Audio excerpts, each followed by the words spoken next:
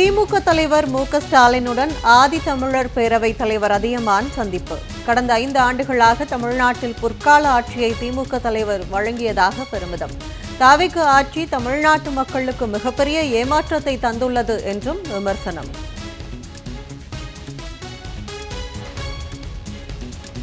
திராவிட model அரசின் சாதனை திட்டங்களுக்கு ஸ்டிக்கர் ஒட்டும் தாவேகா அரசு.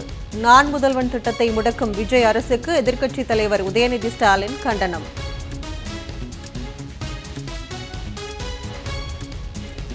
ஆளுநரின் உரையில் தமிழ்நாட்டின் வளர்ச்சிக்கான எந்த அறிவிப்பும் இல்லை என எதிர்க்கட்சித் தலைவர் உதயநிதி ஸ்டாலின் குற்றச்சாட்டு. 2500 ரூபாய் மகளிர் உரிமைத் தொகை, 6 இலவச சிலிண்டர் உள்ளிட்ட வாக்குறுதிகள் எப்போது நிறைவேற்றப்படும் என்றும் கேள்வி. வாக்குறுதி அளித்தபடி பயிர்க்கடனை முழுமையாக ரத்து செய்ய வேண்டும். ஜூன் 12இல் மேட்டூர் அணை திறக்கப்படவில்லை என்றும் எதிர்க்கட்சித் தலைவர் உதயநிதி ஸ்டாலின் குற்றச்சாட்டு. போராடும் விவசாயிகள் மீது இந்த அரசு தடியடி நடத்தி இருப்பதாகவும் கண்டனம். கடந்த 1 மாதத்தில் 200க்கும் மேற்பட்ட பாலியல் வன்கொடுமை குற்றங்கள் நிகழ்ந்துள்ளதாக எதிர்க்கட்சித் தலைவர் உதயநிதி ஸ்டாலின் குற்றச்சாட்டு.